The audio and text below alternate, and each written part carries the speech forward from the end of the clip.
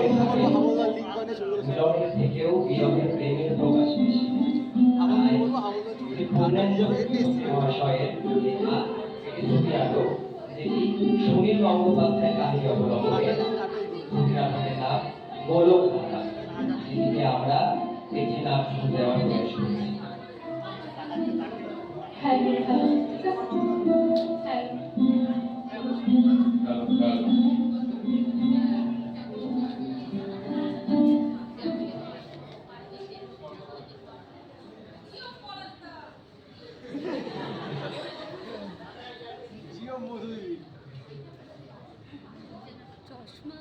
এই নীলুদা, বলুন তো, আলোতে কি দেখা যায় না? এই সাদা জিজ্ঞাসা করছো তো? আরে হ্যাঁ, বলুন বলুন, একটু ভেবেই বলুন। তা তো ঠিক, মানে আলোতে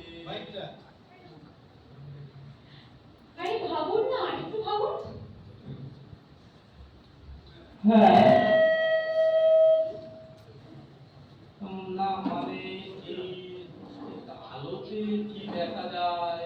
হয়ে গেল, বলতে পারলেন না তো? আরে অন্ধকার, অন্ধকারই একমাত্র আলোতে দেখা যায় না। এবার চোখে ঘর থেকে বেরিয়ে গেল। সেদিন শুধু নীল কেন, কেউই তার ধাঁধার উত্তর দিতে পারেনি। রেবা হলো নীলুর বন্ধু নীতিশের ছোট বোন। ছেলেবেলা থেকে ভারী মিষ্টি ছটপটে মেয়ে রেবা। যখন নীতিশের বাড়ি বৈঠকখানায় বসে সকলে মিলে আড্ডা দিত বা তাস খেলত, রেবা হঠাৎ ছুটে এসে ওদের এক আধটা ধাঁধা জিজ্ঞেস করতো। ওর চোখ মুখ দেখে মনেই হতো তবু সে ধাঁধাটা নিজেই বানানো। আর বানানো মাত্রেই কাউকে সে পরীক্ষা করতে ছুটে আসতো। বেশিরভাগ ধাঁধাই নিজস্ব তৈরি, আর কেউ অন্য কারো মুখে তেমন শোনা যায়নি।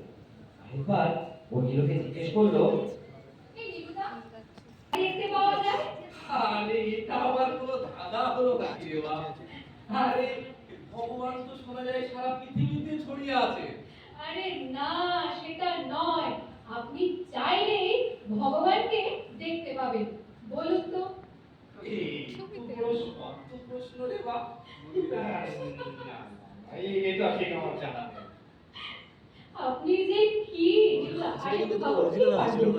এই বুঝছো, এই ভগবানকে দেখা যায়, এই ঠিক বলছো? না ভাই, এটা আমার ঠিক না। আরে ভগবানকে কোথায় দেখা যায় এটাও বলতে পারলেন না? আপনার মাথায় কিচ্ছু নেই। নীলুদা, ডিকশনারিতে, ডিকশনারিতে ভগবানকে সব সময় দেখা যায়। তখন রেবার বয়স 15 কি 16। ছেলেবেলা থেকে ওকে দেখার জন্য ওর বড় হয়ে ওঠাটা ঠিক বুঝতে পারে না নীলু। ছেলে মানুষই মনে করে। একদিন নীলু হয়তো বললো, এই দেবা, তোমার স্কুল ফাইনালটা কবে জানো? আরে জানেন না বুঝি? আমি না কলেজে পড়ি। ওহো, তুমি তো এখন কলেজে পড়ো। সময় জানো বেশি তাড়াতাড়ি কেটে গেছে। এবার এখন ফ্রক ছেড়ে শাড়ি ধরেছে, বিনুনির তলায় আর লাল জীবনের ফুল বাঁধা। একটা কলেজের মেয়ের মতোই দেখাচ্ছে তাকে। সেদিনও সে একটা ধাঁধা জিজ্ঞেস করলো। নীলুদা, বলুন তো, বাটা বানান কি? এর মধ্যে নিশ্চয় কোনো চালাকি আছে। আরে ভয় পাবেন না, বলুন বলুন, ঠিক পারবেন। বাংলা না ইংরেজি?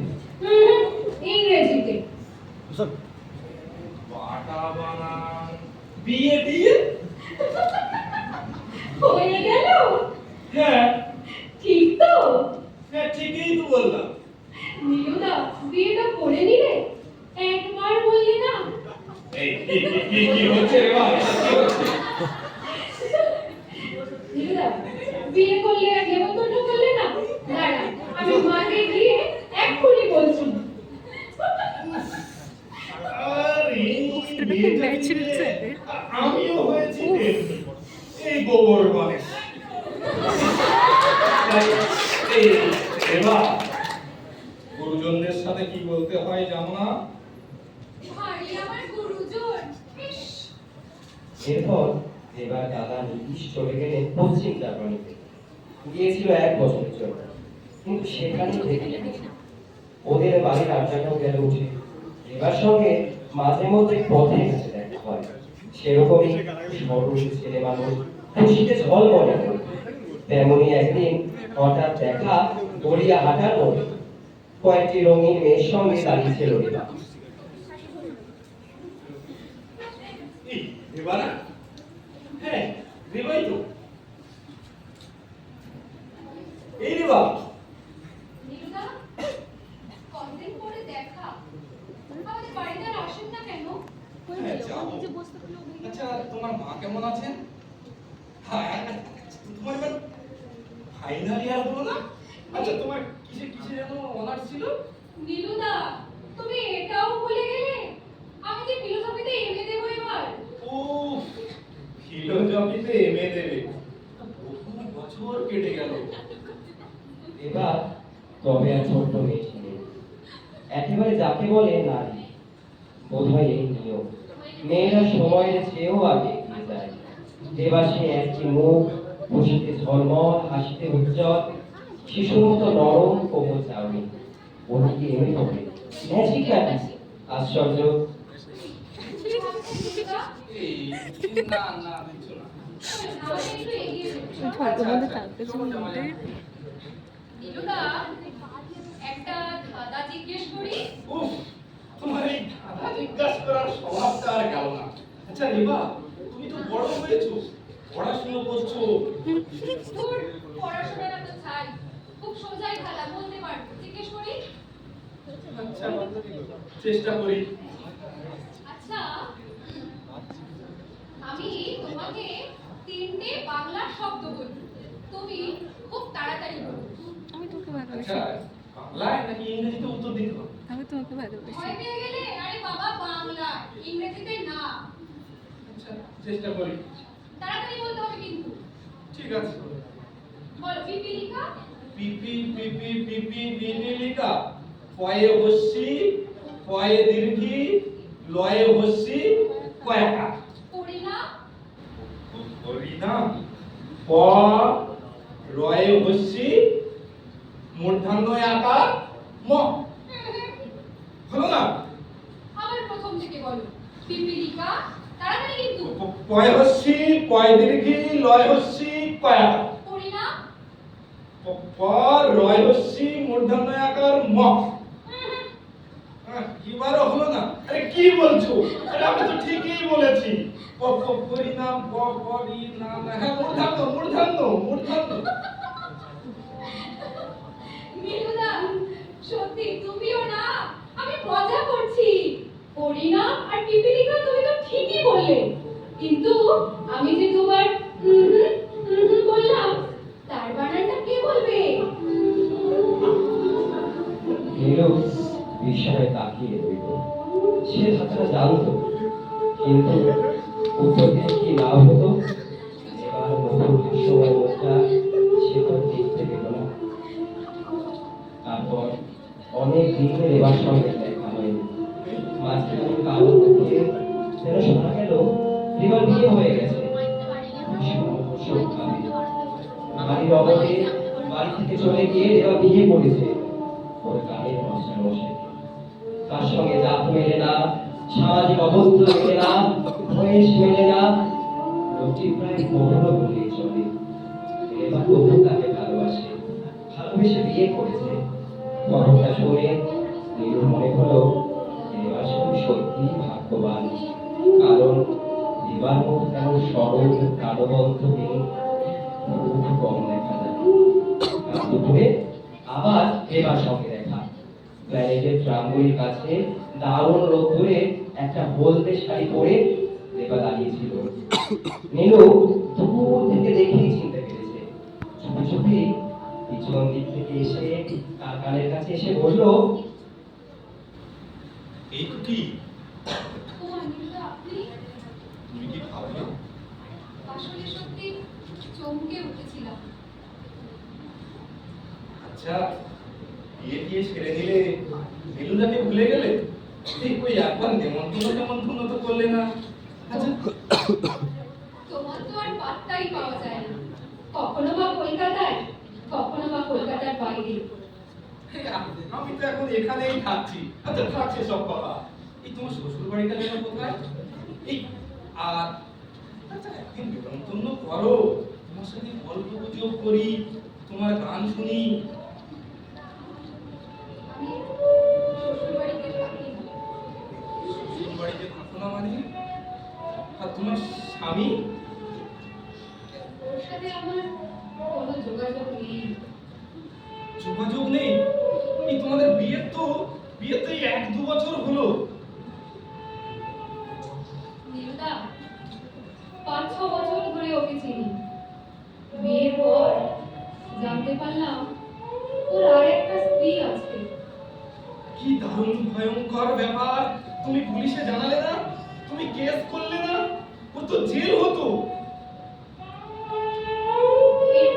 এসব কথা বাদ দাও নীলদা, থাক না এসব কথা।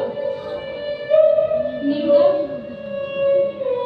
কোনো মানুষকে যদি কেউ মন প্রাণ দিয়ে বিশ্বাস করে, ভালোবাসে, তবে সে সেই বিশ্বাসের মূল্য কেন দেয় না? বলতে পারেন নীলদা? না না রেবা, তুমি এই প্রশ্নের উত্তর আমার কাছে জিজ্ঞেস করো না। এই প্রশ্নের উত্তর ঠিক আমার জানা নেই। আমার জানা নেই রেবা। এবার খেলার উত্তর দিতে পারলো না রিতু। কিন্তু রেবা খিরখির করে এসেও উঠল না। সে মাটির দিকে তাকিয়ে মুখ নিচু করে দাঁড়িয়ে রইল। রেবার দু চোখ ভরে জল, টপ করে জল পড়ছে মাটিতে। সে বিষণ্ণতার মূর্তি। আর তাকে দেখে নীলুর চোখে জেগে ওঠে গভীর তীক্ষ্ণ ব্যথা। না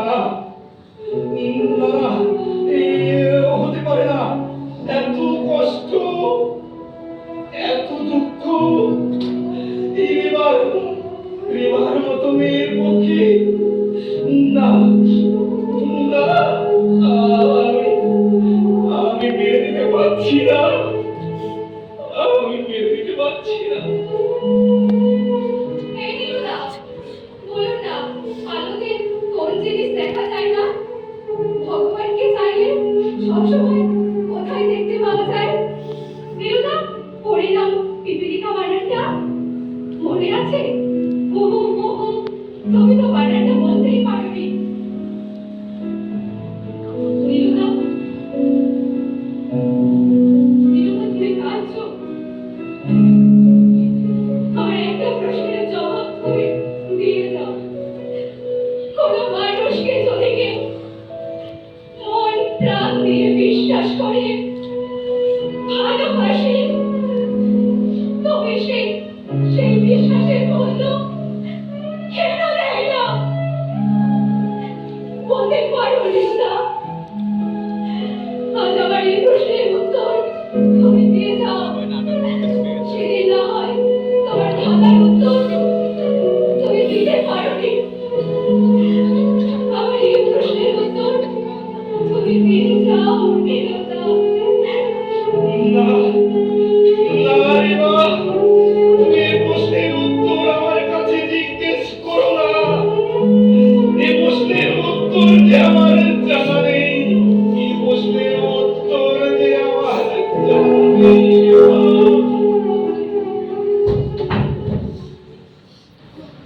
নমস্কার।